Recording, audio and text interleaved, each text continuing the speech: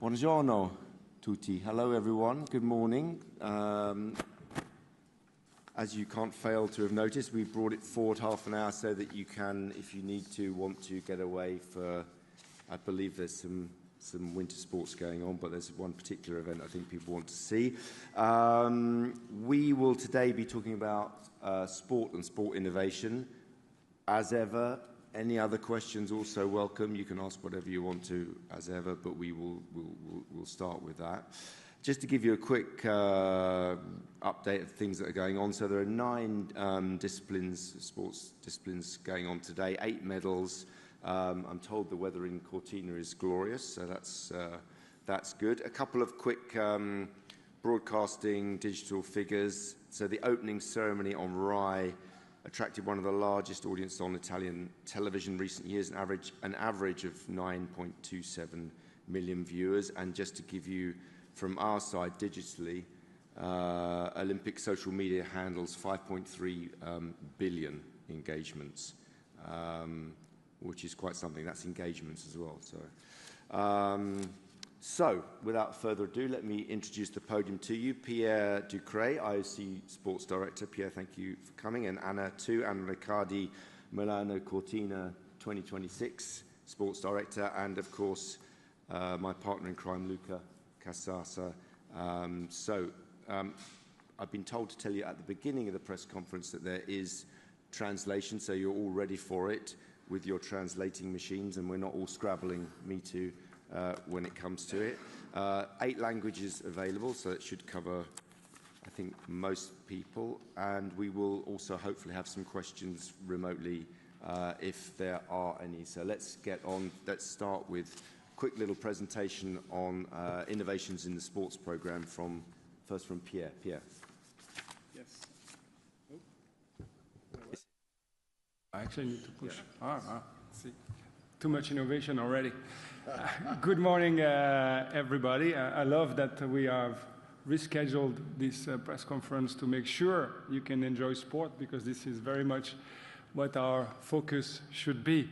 So when it comes to the sport program, I think you could all see yesterday that we already had a fantastic day of sport out there. Of course, the men's downhill and the images coming up in Bormio, but the performance of the Italian team already with that first temporary ice providing a perfect stage for that gold medal and an Olympic record. I'm sure Anna will talk about that.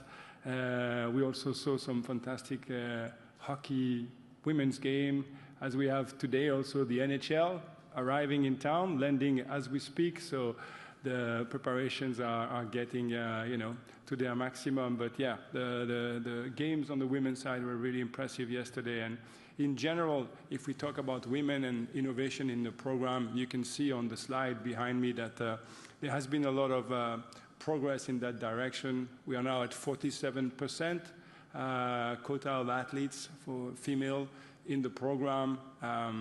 We have pushed that around 3% from the last edition. We have 4 new women's events in this program, which is important. And across most of the sport, you can see a better balancing between men and women. As you know, it's a big objective for the IOC to try and achieve parity, as we demonstrated in Paris.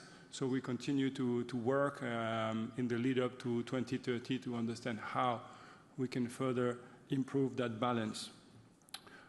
Innovation is also going through the program, of course, a new event. You can see on this slide that we've added for these games 8 new events. Skeleton mixed team, luge women double, men and women dual moguls, the women's large eel event, and ultimately the ski mountaineering 3 events, men and women sprint, and then the team relay. Those are all new events for this edition of the games that we highly recommend you look for, because we believe they can massively contribute to the Olympic product overall.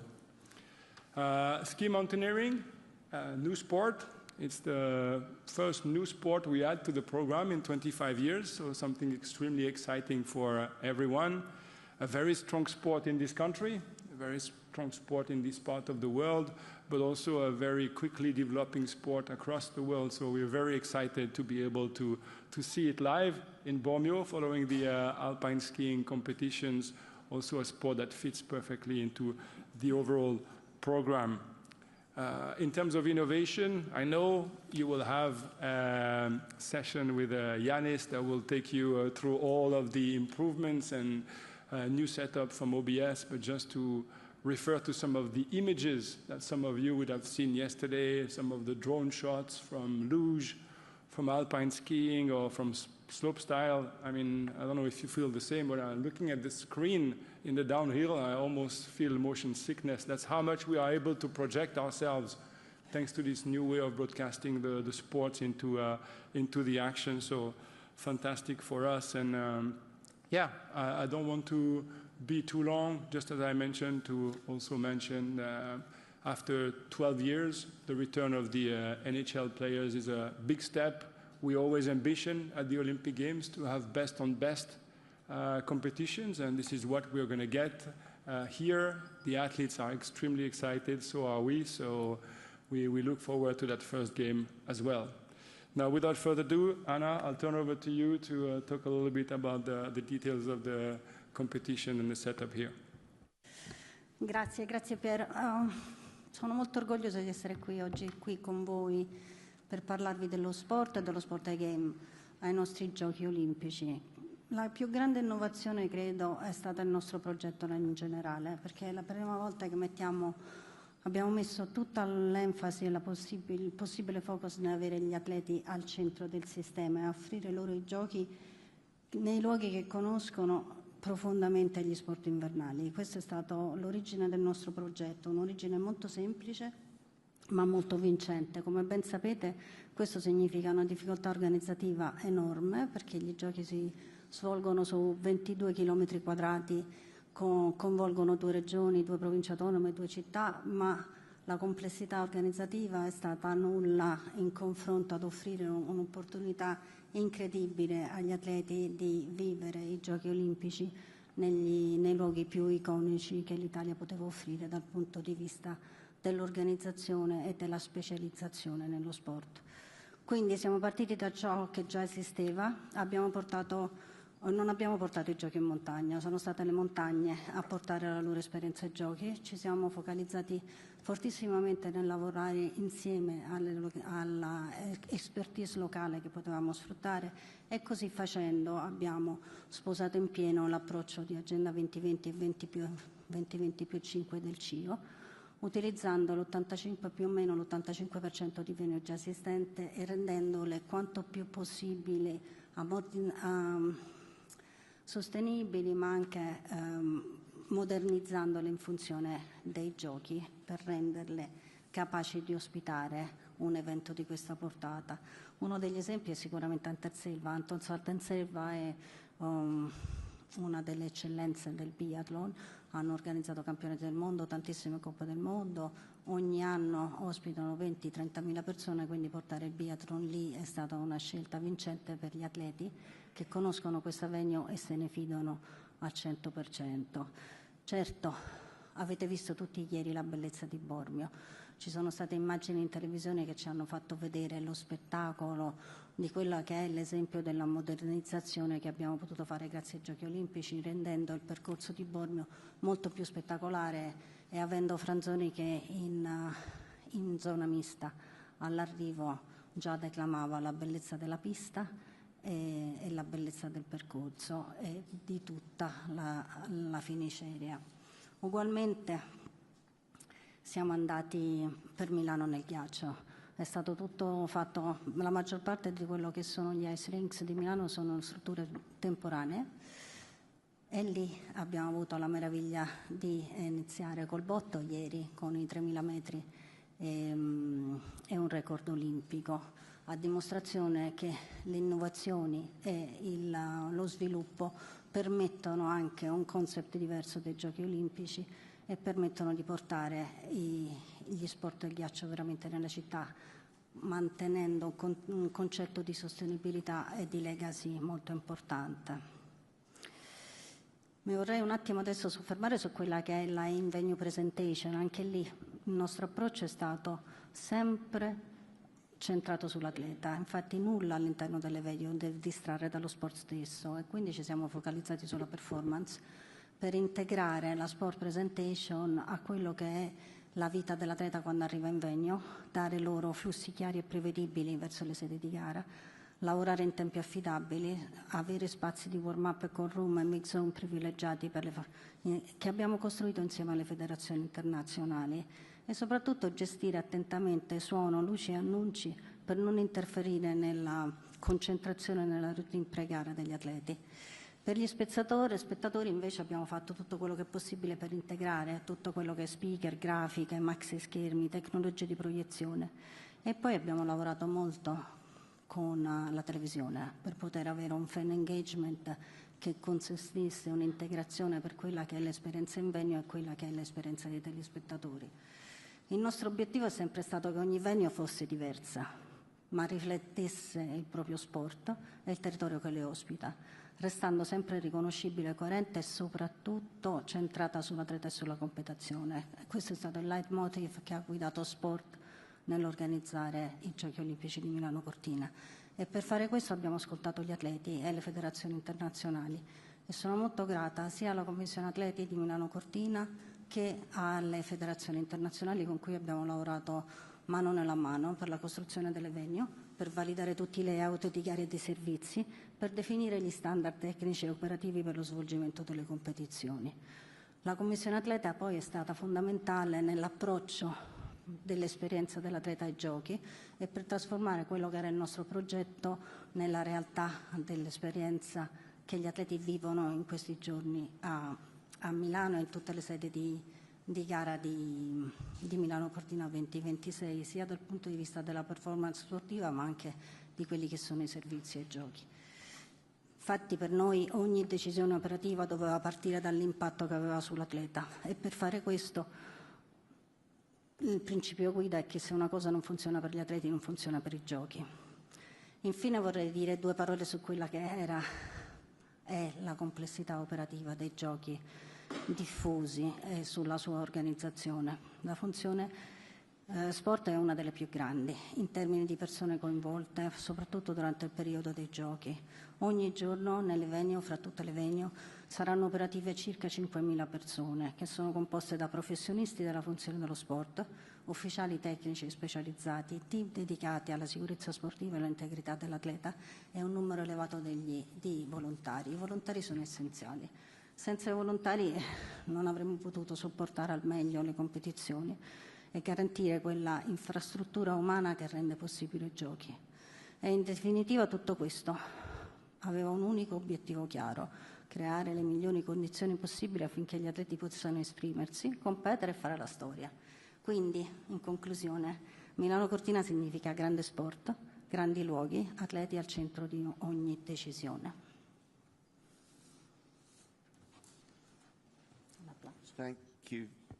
Thank you very, very much, Anna. Okay, so you have a brace of sports directors here, so if you would like to ask them questions, now is your big opportunity. Obviously, we will take other questions too, but let's start with Reuters from Carlos Roman. Yeah, come down. Yes, thank you very much. Carlos Gromer from Reuters. Pierre, you talked about the importance of having the best of the best in every Olympic Games. We see the NHL back here this time. What are you doing to ensure continuity with the presence of NHL players, given that it is so important for the ice hockey tournament of the Olympics? Thank you.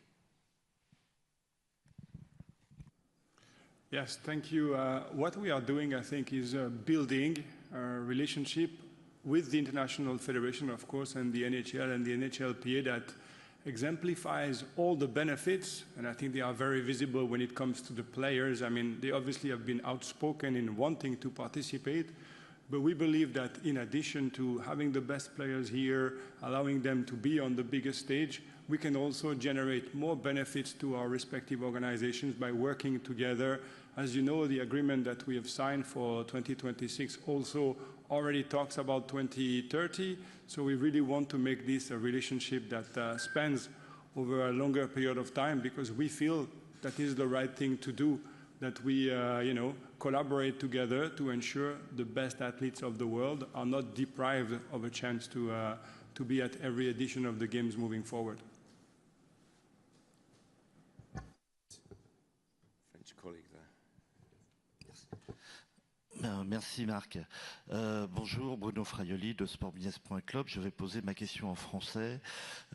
J'ai vu l'arrivée là de quelques épreuves mixtes. J'ai l'impression qu'il n'y en a pas beaucoup dans les sports d'hiver, en tous les cas moins, où c'est peut-être plus difficile pour les disciplines d'hiver que les disciplines d'été. Et c'est quelque chose que le CIO pousse, les épreuves mixtes. Je pense que le principal, c'est que l'épreuve, qu'elle soit mixte ou pas, elle fasse du sens. Donc il faut qu'elle existe dans le programme de la fédération, que ce soit quelque chose que les athlètes reconnaissent comme étant une épreuve qui peut amener de la valeur ajoutée. Je crois qu'on a dans ces jeux le skeleton en mixed event, on a aussi ajouté une épreuve mixte en relais en ski mountaineering. Donc évidemment, il y a moins d'épreuves en hiver qu'en été, donc le nombre d'ajouts va être moins important. Mais les épreuves mixtes existent toujours. Mais je pense qu'au travers du programme, on essaie toujours de comprendre quelles sont les épreuves qui font sens. Forcément, mixte, c'est un format très intéressant, mais il faut que ce soit un format qui soit utilisé par la fédération, qu'il y ait des compétitions qui soient reconnues comme étant, on va dire, valorisées par les athlètes en dehors des Jeux Olympiques aussi. Okay, let's take New York Times at the back and then we'll go to Rachel. Terry Pange from the New York Times. Morning, Mark. In terms of the broadcast scenario for the Olympics, with technology, everything has changed quite a lot, with a lot of influencers around in the world. These athletes are as well. So the IOC has obviously been very protective over its rights, and rightly so, because it funds the games. In terms of more outlets, there are these influencers. Some of them are sports federations themselves or the presidents of these. Have you given them permission to sort of film and broadcast these now? Has there been a change in terms of who can put video out at the Olympics? Because we're seeing sports and federations and federation chiefs putting their own on their own personal Instagram accounts or TikTok, for example. Is that a change?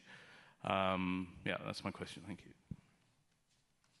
Yeah, I'm going to answer that one briefly because I don't have the full details. But from I'm looking at my colleagues. We have a small group of influencers that are here that we're cooperating with to try and spread the Olympic message. So yeah, as you said, the whole digital landscape is changing.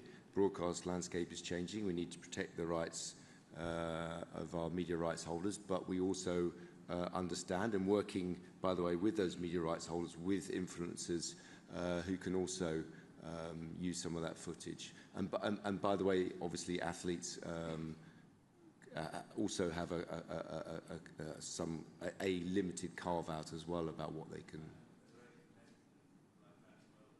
No, not at the moment. But I think rather than misspeaking, I can get you the full rules. But we are loosening it in terms of those influences. I don't know how many there are off the top of my head. I think it's about 2 or 3 dozen, but a little bit more than that. And the athletes have also been given more rights because they wanted to be able to obviously have access to their own events and so on. Yeah, but I can get you more detail if you need it. Rachel?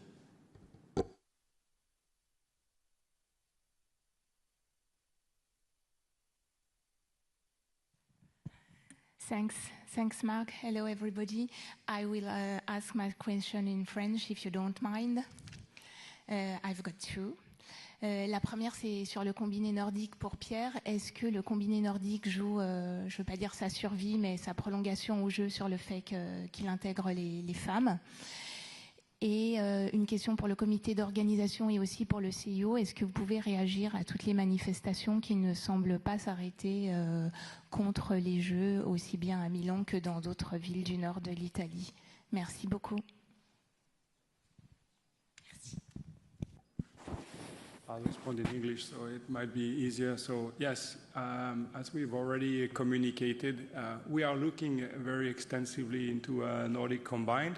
we understand the challenges that the current situation is creating for the athletes, and our commitment has been to entirely review the situation for both men and women after these games. It's something we communicated in our executive board in September in Milano, where we will use the data coming from these games to try and really understand what is the level of popularity, what is the level of universality of the sport, both on men and women, to make sure that we can then have all necessary information in hand to look into the sport and make a decision for 2030.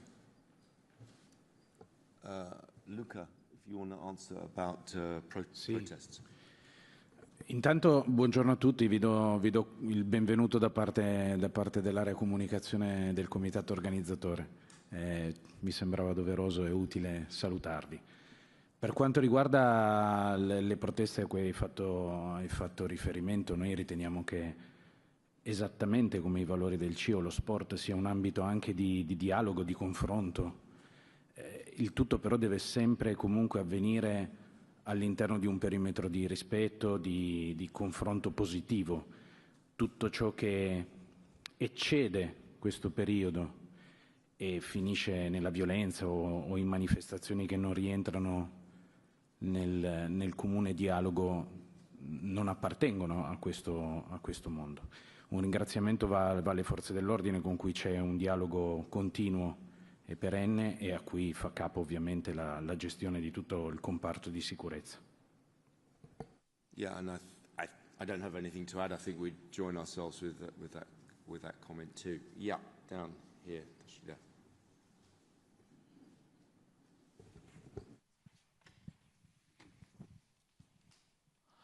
Takafumi Yoshida from Japanese News Agency Kyodo News. I have a question to Pierre about gender equality. Do you expect 2030 French Alps will be the first Winter Olympic edition will be with full, totally gender parity? How do you? Thank you for the question. What we expect is to continue to work in that direction. As you understand, the quota of athletes in the context of the Games is a delicate matter. So if you have to better balance men and women, you also need to find the way to allow the decisions to be fair. So we are working already to try and understand the path that could exist to 50-50. But we are doing that very carefully in collaboration with the international federations to make sure that it's not just something we do artificially. We want to make sure it's a meaningful evolution of the program so that we can definitely aim at that 50-50. But we're working now with the international federation and the organizing committee of 2030 to be ready when comes the time in June. Okay, let's go over here. Yeah, let's have our FRZ and then we'll gentleman there. Yeah. Christoph Becker, Frankfurter Allgemeine Zeitung. I've got two questions with regard to the participation of Israeli athletes. One is a more general one, referring back to the opening ceremony. Were there any particular security measures in place as to, let's say, catch some form of protest from spectators with, I don't know, banners or something at the gates of the stadium? So was there any particular security for this? And then secondly, I just heard that there was a theft in the lodgings of Israeli bobsledder AJ Edelman. Do you have any information on that? A, where does he stay in Cortina? Does he stay in the Olympic Village there, or does he stay somewhere else? And B, are there any details known yet if this was let's say petty crime, or if there is anything more to it? Thanks. So on your more general question, I mean, obviously our job is to create an atmosphere of celebration where people feel safe. That's not our job, actually. That feeling safe is the job of the authorities. I won't comment, and you wouldn't expect me to comment on security issues. But obviously, we hope that opening ceremony can be presented in the way that people can enjoy it and celebrate it. And the athletes are here, obviously, to compete. and they need our support. On the more general issue, I understand, but I'll just pass to Luca, I think, but I understand that this was in a pre-games lodging, and therefore was not within our zone. But obviously, the most important thing is to say that we send our kind of support to them. We understand these terrible things do happen, and we will do all we can. If they need any help, we'll obviously do that. But Luca, I don't know if you have any more details on that one. Sì, nulla da aggiungere rispetto a quello che ha detto Mark. È un fatto, da quello che ci risulta, accaduto prima dei giochi, quindi non di nostra competenza.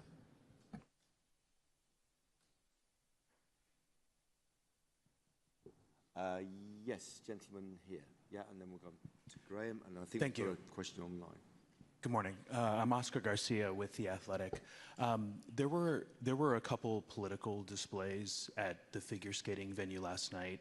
2 American fans, one held up a banner that said, "We apologize to the world for our bad behavior. We will fix ourselves." And there was another woman with a Trump display on a belt on her back. Are those kinds of displays allowed, and how are you approaching these kinds of displays generally during these games? I mean, the technical answer is obviously there are terms and conditions on the tickets. We want people, it's a similar answer in one respect to the Israeli question. We want people to enjoy their spectator experience free from any other issues. It's a sporting event, and we want people to enjoy that. And what I would say is that minor infringements, if that's what they are dealt with in venue as is seen fit, as is necessary. So it's up to the venues? It will be dealt with. If it's a minor infringement like that, it will be dealt with in the venue if it needs to be. Yeah. But thank you for raising all these infringements. But are they infringements? I just want to be clear. I don't know about the specific one. I mean, but if there's an issue, it would be dealt with. And clearly, if they dealt with it, if it was an issue, they dealt with it. If it wasn't dealt with, it wasn't an issue. I don't think there was any, apart from you, I don't think that there was any complaints about it. But I will look into it for you if you want. It was someone with a slogan on their bottom or something, I think it was. Yeah, and a poster, but we'll look into it. But as I say, minor infringements are dealt with in the venue themselves. Yes, Wakako.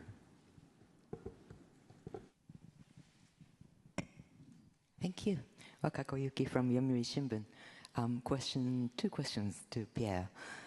First one is actually follow-up to Rachel's Nordic Combined. And what is the major obstacle for a women's event not it being introduced? And how during this Olympic Games, how would you like to observe, what sort of criteria are you focusing on to watch for the decision of the future of this event or discipline? Also, regarding the general, actually, sports operation, of course, first couple of days, usually you would find something and try to make adjustment.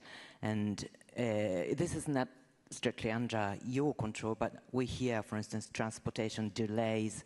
Initially, there were minor blackout occurring. What are the things that you are trying to make changes, and these are not happening again? Thank you. Well, thank you very much. When it comes to Nordic Combined, I think we look at it in a way that these games will provide us a lot of information. When we assess a sport, not necessarily Nordic Combined, any sport, what do we look for? We look for universality. We look for a spread of excellence at the top. We look for, is this sport being watched in the games, outside the games? There's a lot of elements that are being used, which, again, are not specific to Nordic Combined. We apply the exact same criteria to all sports. It just turns out that this particular discipline has had challenges in the past. I think it's been communicated both on the men and the women's side. So we just want to make sure that we take a very good look in details as how much the sport has moved forward since we made the decision for 2026. When we decided on the women for 2026, as you know, in 21, there had only been one world championship with a lower number of athletes. Now the sport has evolved further, so we want to make sure we take all the criteria I just mentioned and inform those that have to make the decision. For the second part of the question, I'll just mention, and I'll turn over to Anna, that in the context of the games, what we always want to do is make sure we learn from the issues we have, so that we don't have any issues happening twice. But I'm sure she can explain more about the work and the situations you mentioned. Grazie Pierre. In effetti è proprio così. I primi problemi che abbiamo avuto, soprattutto sui trasporti, sono stati una questione di rodaggio di tutta quella che è la macchina complessa dell'organizzazione dello sport e dei giochi diffusi. E di conseguenza abbiamo avuto qualche inconveniente che si è riflesso soprattutto in qualche venue di montagna e su Milano. Ora il sistema è andato a sistema, perdonate il gioco di parole, e pensiamo di non aver più speriamo e auspichiamo di non avere più problemi di questo genere. Per quanto riguarda il blackout, siamo andati subito al riparo per quella che è possibili situazioni difficili con l'energia e siamo andati a un resetting venue per venue di quella che è la situazione energetica per evitare che quello che è successo nella prima gara di curling a Cortina si possa ripresentare in altre gare. E stiamo continuando a monitorare e a procedere con la revisione di tutto il comparto nelle notti prima delle competizioni. Okay, we have a question from the mountains online. Thanks. Yeah, this is from Sarah Levitt at Canadian Broadcasting Services, and she wants a general overview of the technology and then more specifically on the drones and the ones that are filming the athletes in the first person. On the one hand, she asks, they create beautiful panoramic views, and yet some of the athletes have also complained about noise issues. So what's your response to that point as well?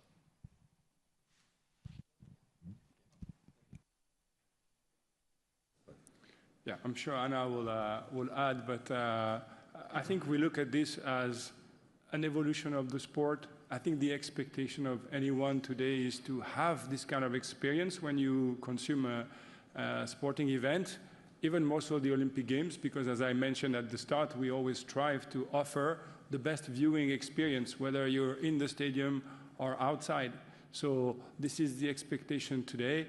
We believe, in collaboration with the International Federation, that the drone do not impact significantly the experience of the athletes. We've looked into it to make sure that it doesn't. Maybe some people are more sensitive than others, obviously, but we're trying to make sure that the way we improve the broadcast of the games is certainly not an obstacle to the performance of the athletes, but that's an ongoing conversation every time with the athletes community, with the International Federation. But Anna, maybe you want to add something? Ma no, Pierre, penso che tu abbia detto tutto. Sicuramente abbiamo testato i droni prima dell'utilizzo in tutte le occasioni che abbiamo avuto e nelle diverse test event che abbiamo fatto e abbiamo valutato, anche sentendo appunto la comunità degli atleti, che l'impatto non fosse sulla loro performance e non desse fastidio in alcun modo a quello che avvengono. Poi, come dice giustamente Pierre, le situazioni sono differenti da atleta a atleta e anche dalla sensibilità di affrontare la gara olimpica con una novità, ma al momento non abbiamo avuto nessuna lamentela che ci possa far considerare il non utilizzo dei droni per le riprese. Thanks, Anna. And I should say Yannis, our head of OBS director, will be here to talk about all of those things, new technologies and so on that we're using in innovations. I'm not sure which day, but we will let you know. Okay, let's go to Graham from AP. Thank you very much, Mark. Just picking up on the protests. On the day of the vote 7 years ago, one of the main reasons given by the IOC for why Milan won over Stockholm was that public support was better, that people didn't want it enough in Sweden, and in Milan they did. And so obviously the optics of protests and tear gassing on the first Saturdays, not ideal. Has that surprised you to see these protests? Do you think it's a sign of some kind of deeper discontent, or just a regular feature of the games and something that's just going to happen on Saturdays this month? I'm not an expert on the Italian political scene, so I won't attempt to give you an answer to that. I mean, I think from our point of view, peaceful protest is entirely legitimate in many countries of the world. And we draw a line, as we said earlier on, at violence. Well, that has no place at the Olympic Games. But I think it's very much something that's apart from I honestly don't know how many protesters there were and so on, but I think we just need to get on with the Games, which will, spread a strong message of unity and peace to the world, which I think is very important at this moment in time. Much more to say than that, Graham, I think. Okay, yeah, gentleman at the back, I think we're coming to an end slowly. Sorry, I apologize if this question has already been asked before. The Russian figure skating coach, Tutberidze, is here with them, and she is accredited by the Georgian team. Witold Banka, some days ago, said that he feels not comfortable seeing her here because of this scandal 4 years ago. What does the IOC think about this? Do you feel comfortable that she's here or not? Or how are your comments on this? Yeah, I mean, comfortable, not comfortable, it doesn't, for me, is not so important an issue whether I'm comfortable or not. But I think in that case, as far as I understand, and WADA have dealt with to a certain extent, but I'm not going to speculate on details, but there was an investigation at the time, there were no issues found that could be actioned. And since then, I think as WADA have explained, they have strengthened their entourage investigations and so on around athletes. But you need if you're going to take action against someone, you need some evidence to take that action. And from what I understand, there isn't any. So not much more to add. Yeah, gentleman there. Yannick Schneider from ZDF Germany. In addition to the prior question, it was heard and written that it was geopolitical reasons that the investigation couldn't take part in Russia so much with the coach Tutberidze. So I wonder if the IOC is interested in another investigation maybe, so that independent investigators could enter to Russia. Thank you. I think that's a question best directed to WADA, because they're the responsible organisation for that, any investigation. Okay, I think some people... Oh, no, okay, we're going to go around again. Some people don't want to watch the skiing, so we're going to... Tariq, clearly not a ski fan, and then we'll go off to the right here. Yes, Tariq. We're going to keep you here so you miss the entire event, Mark. That's the plan. Can I ask about Kirsty Coventry's meeting with... sorry if it's been asked earlier, I don't know. With Vance and Rubio, and they've been here. Kirsty's not travelled as often as some other sports federations and embraced the Trump administration like some other ones. What is her... Is that your ski alarm? What's that? What's the kind of relationship like? What's she looking to get, out of it? And what's it been like here? What are the discussions about? Are there any topics that are front of mind? Can you give us a kind of bit more detail? I mean, I did not at great length, but I did address this one yesterday. So, I mean, I wasn't in the meeting, but what I can tell you is that we are, as I said yesterday, we're very happy with the relationship we have with the administration. It's very supportive, particularly in the run-up to the Los Angeles Games. It's very important that you have a good relationship with the administration in whatever country that happens to be, and that is the case here. What the kind of detailed conversation was, I can't tell you. What I could tell you is that apart from that great relationship, obviously at the moment, the President will be concentrating 1,000% on making sure that these games are a success. So I really wouldn't want to kind of take that speculation any further. Yeah, gentleman there. Je suis désolé, mais je voudrais revenir sur le problème des manifestations. J'ai un petit peu d'expérience d'événements sportifs. Marc, vous avez raison, généralement ça s'arrête le jour où l'événement commence, que ce soit Coupe du Monde ou Jeux Olympiques. Or là, ça continue, et j'ai quand même l'impression que c'est dû à la présence de ICE, je ne sais pas si c'est une police justement, je ne sais pas trop le cadre fédéral. Il y a eu des discussions du CIO avec l'État fédéral américain pour la présence ou non de ces policiers. Only, I'll answer in French because in English because I think it would probably save your ears. But I mean, only a discussion. We didn't have a discussion, I think, with them about the specific issue because I think they clarified. They made it very clear that there were no ICE boots on the ground here in Milan, and it was purely an administrative role, I think, in Rome or something. So, far be it from me to say that the issue has been blown out of proportion. I wouldn't dare to assume to put those words into other people's mouths, but I think they clarified pretty quickly that that was not an issue here, that there were not ICE agents on the ground as the protesters were.